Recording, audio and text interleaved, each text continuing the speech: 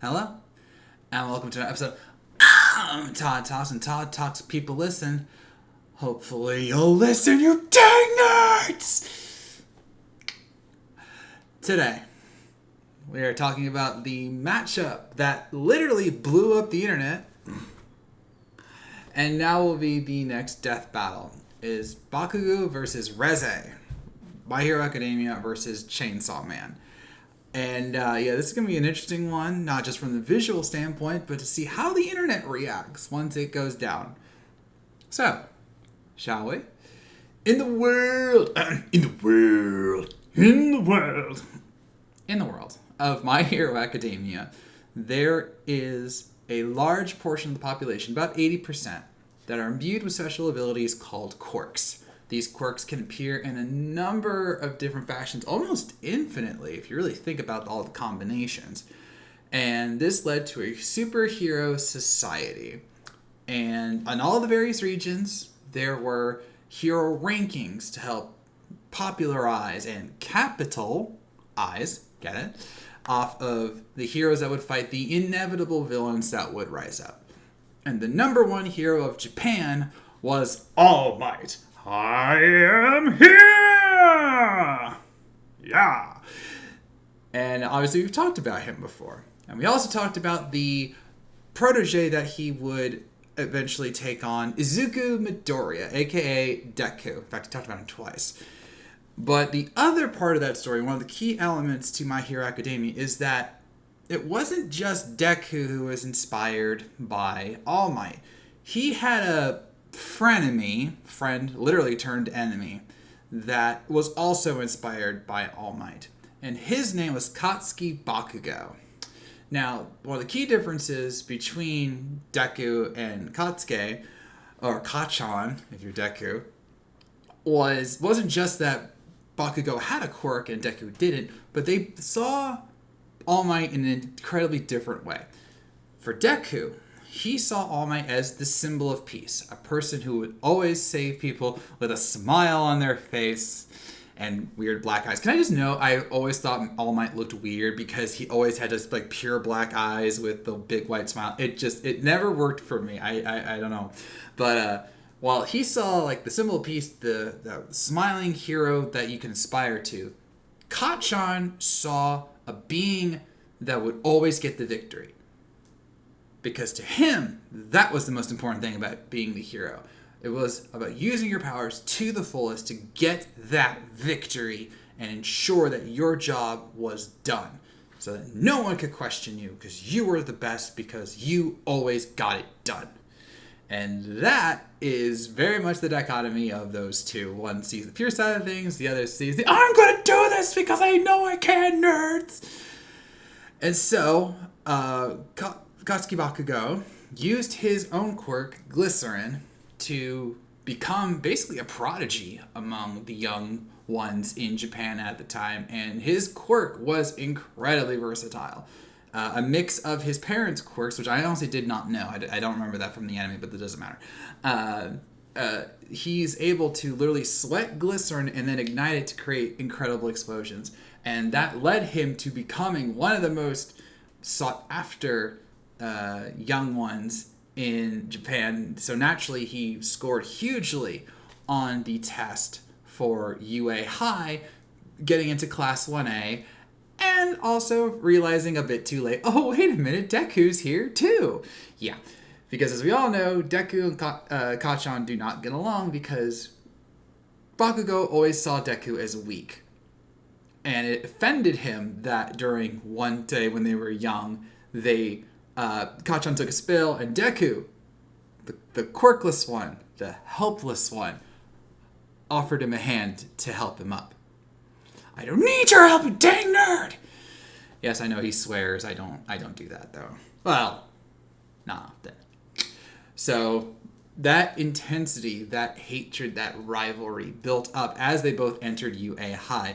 And especially as Deku, through the power of One for All, which he got from All Might, led to Deku getting not just friends, but success, and repeated success, especially against the League of Villains and Shigaraki, who we've also talked about. There have been a lot of My Hero Academia matchups in the last year. literally the last year. So for the longest time, Kacchan's goal was simple: to be the number one hero like All Might, because he had the power to do so. He could match All Might, not knowing what All Might's true quirk was at the time. And then when Deku got involved, it became, I've got to surpass Deku, put him in his place, show all these other, wannabes that, I'm the best, I can do this on my own, etc., etc. It was very hard to like Bakugo very early on, and I know that was the point. I actually liked one thing that Ben said during I think it was Death Battle cast. It's that Bakugo is an anime protagonist, but turned up to like 11, to where it's not about, because if you're at 10, it's like they're noble, they have a noble goal and desires and whatever. But for Kacchan, it's cranked up just a little bit more to where he's annoying in how he's not evil. Like, that's a very key thing. Kacchan is not evil. He's mean. He's rude. He is obnoxious. But morally speaking, he is not evil. And you see that in the early seasons of My Hero Academia, where he always nicknames people because he just doesn't want to bother with learning their names. But then when they're doing, I think it was season 5, they were doing the class battles against Class 1B. He did not want to lose a single one of his teammates in one of the challenges. He goes, "We're doing this 4-0. We are not losing a single one. I refuse to let any of you go." So, he didn't want them to fail because he knew that would reflect on him. It's complicated. And eventually, he did indeed learn about the truth of All Might and Deku. And that put a stymie in things, especially when he realized that All Might had picked Deku literally to succeed him and not Bakugo. And then the war with the Paranormal Liberation Front happened, and everything got cranked up, including to the point where Bakugo had to evolve in numerous ways, both with his gear and with his powers, to handle the League of Villains and the Nomus and everything else that was going on. And then in one fight, he almost died. And that almost broke everyone in the fan base, because by that point it was like, well, we can't have Bakugo die. Kill some of the other kids. But he lived, and he was able to be one of the key elements in the final fights against All For One and his fused form with Shigaraki and the League of Villains, including finally admitting he did wrong by Deku, becoming the friend that Midoriya needed, and the partner, not in that way. Stop it, fan base. We all know it's Deku and Uraraka. Stop it. Even you, G1 blog, I saw that thumbnail you did. Look, I'm proud ally. I am, but just I never saw. If you really thought those two, that's just fan shipping at its worst. Come on, do better. But they became battlefield partners. There you go. And were able to not just save All Might from his literal death through Katsuki going even further beyond that he had done before, but it was Kacchan who delivered one of the key blows to help finish off All For One, including stopping an attack that should have wiped out everything. But Bakugo goes nah, I'm gonna win. And in the end, with the help of Bakugo and Todoroki and Deku and All Might and all of them, they were able to finally put down All For One, bring the world to peace. And then Bakugo had further evolution to do because Deku lost his quirk. And he didn't like that. He didn't like that at all. He didn't think that was fair that the one who went from quirkless to number one hero in many respects was now quirkless again. So he worked together with everybody to make the mech suit so that he could do hero work again. And it was actually Bakugo who pushed Deku to go and ask out Uraraka, because he said, you deserve to be happy too. Growth, friendship, ratings. Joker reference. So, and then through his own merits, which he did have many, he was able to become the number 5 hero in the new version of Japan. And that was, maybe not satisfying to him, but it proved that he was indeed someone who could get the victory, do what needed to be done, but do it in the right way. So it took his sweet time, but Bakugo became the hero we can all be appreciative of. And he blows stuff up, so, winning. Next, in a world that is both similar and very different to our own, there are dangers out there. And these dangers in this alternate 1990s version of our world are brought to life by our fears. Specifically, if you fear anything super tangible, it could manifest itself as a devil. Yeah. The twist, though, is that in this world, the more you fear it, or the more profound the fear, the more numerous the people that fear it, the more powerful it becomes. So, as they talked about in Jujutsu Kaisen, it's the same kind of thing, where if you feel, bugs, that's one power. If you fear explosions, that's another, and that kind of thing. And sure enough, there were beings known as hybrids, which were humans, pure and simple, but they would merge with devil entities to become fused monsters with incredible power. Now, we all know the main one, the Chainsaw Man, but he wasn't alone on the hybrid front. No, I'm not talking about Makima. We're talking about another young girl. A girl from the Soviet Union. Yes, in this alternate version of the world, the Soviet Union was still alive. Well, remember, they fell apart in the 90s, so this totally tracks. The Soviet Union, naturally, was obsessed with the idea of these devils. And so they brought in numerous people, including children, to experiment on them. And after capturing some devils, there you go, they were able to fuse one together. A bomb devil with a young girl named Reze. And not unlike, say, Black Widow or certain other, classic tales of child soldiers, Raiden, I suppose. She was trained to be their best soldier and to do various things along with her literal explosive abilities that she had. And then, after presumed years of training, she would get her most important mission ever: to find and seduce, and then, I guess, taking control of, the Chainsaw Man, Denji. So she did just that. Remember, Black Widow, it's the Black Widow thing, seduction, blah, blah, blah. So they met together in a cafe. Classic. And to Denji, she was just, a beautiful girl who caught his eye. It's Denji, so he had a lot of those. Just saying. And eventually, the two would hit it off. They would have a relationship. And then she would reveal who she really was. She was the bomb devil. And things got explodey. Yeah. Now, what makes her different from, say, Denji or Makima or whatever is that, again, she's had that rigorous training. And because of that, mixed with her own training from the devil hunters that she met, she would be able to take people on just in her human form via incredible martial arts training. But then when she pulled the pin on her neck, she would transform into the bomb devil, and things got wild. Just so wild that was the first Chainsaw Man movie, was the Reze arc. And it was the bomb. Not a bomb. It actually did really well at the box office. The bomb. So through her explosive power, because bombs are incredibly feared in our world, she was an incredibly tough devil to put down, and which makes sense for the traditional anime style. You have like this level boss, you have this level boss, you have this level boss. Reze was basically one of the first bosses. And it didn't help that devils are incredibly powerful, not just in their abilities due to the fear of them, but their natural state. And what I mean by that is I gotta say this correctly, they have regenerative abilities focused on their blood. Ew. Yeah, it's not like Makima where she dies, but then someone else in Japan takes the hit.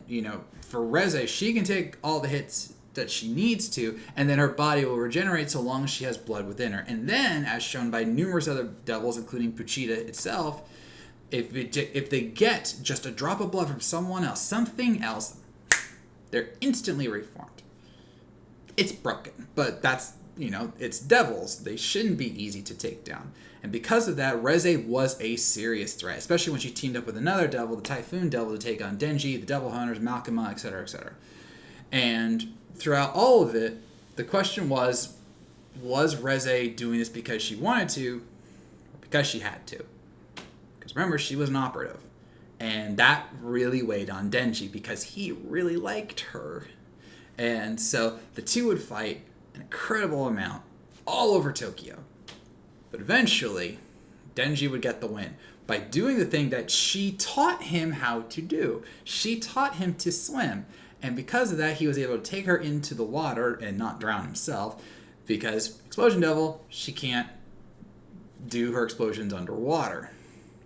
So they both washed ashore. The battle was won by Denji, and Reze admitted that she failed. And Denji, showing growth of his own, was like, let's just run away together. I don't believe that you didn't love me, etc. So, that typical romance stuff. And at first, she was not going to do it. She's an operative. This was her mission. She failed. But then she realized that Denji was telling the truth. So she went back to the cafe to meet her beloved once again, except Makima was there. Or something like that. I never really found out if she die in the cafe or close to the cafe. I don't know. I'm just going off what the G1 blog told me. But thanks, guys. Love the blog. You guys really memed hard with that one. I'm just saying. But Makima killed Reze cold. Like, she made sure she was dead. Because remember, Makima wanted control of the Chainsaw Man herself. And knowing that Reze had feelings for her, him and him for her, that would get in the way with her plan. So she made sure she was dead. And in a true showing of just how scarred of a child she still was, her last lines weren't, I'm sorry, Denji, or, I wish I had more time. It was that she never went to school, just like Denji didn't. Because that was what resonated with her, was that she didn't get to have the life that she wanted because she was taught to be the bomb devil. She was raised to be the bomb devil. And in the end, that was never what she wanted. She never had a choice. And then her life was taken. I got dramatic, didn't it? All right. So the question is, who would win in a fight between Bakugo and Reze? Now, you might have noticed that I did this prediction video a little differently because I did not mention their abilities on an overall level. And that's for a very simple reason. They both do explosions. We're going to blow some stuff up. That kind of thing. It's very easy to talk about. Bakugo does sweat glands, and then he ignites them to fire explosions. And then through his grenadiers, which we talked about extensively in the preview, he can store up his glycerin, even tossing up the loaded ones as projectile mines to blow up when he wants. He gets incredibly creative with this, as shown in his fights with Deku, Todoroki, All For One, and Shigaraki. There were times when he literally just has to throw his glycerin on their bodies to make sure they get hit at least a little bit, and then he could ignite it to cause an explosion they weren't expecting. And Reze's just as clever, if not even more creative, because she can literally detach parts of her body, including her head, and toss it like a bomb. Because remember, the devils can regenerate. So it's a case of, hey, I can do all of this. I'm just going to throw things. She's even been noted to projectile her fingers into mini missiles that explode on contact. Ew. And then she'll just regenerate. And then, of course, she can ignite other things on fire. Does it even say that she can do internal explosions? So, there's that. But their main thing is that they blow stuff up. So the question becomes, who can blow stuff up better? Well, as the G1 blog fairly pointed out, they do have advantages on both sides. For example, Bakugo has the more explosive potential, especially with his special moves like Howitzer Impact Cluster, which was the move he used to stop All For One's move that should have wiped out everything. He stopped it cold with that move. And Shigaraki had to block it at one point, and if he didn't, he probably would have done some serious damage to him. Reze has destroyed buildings, destroyed vehicles, gone to town on the devil hunters who were trained, sometimes decades over, to kill devils, and yet she was able to take them on easily. She took on Denji. She was able, with just a knife from a good distance, actually slice off his hand so he couldn't pull the ripcord to start his chainsaw engine. Gross. They both have incredible skills, and they both have advantages over the other.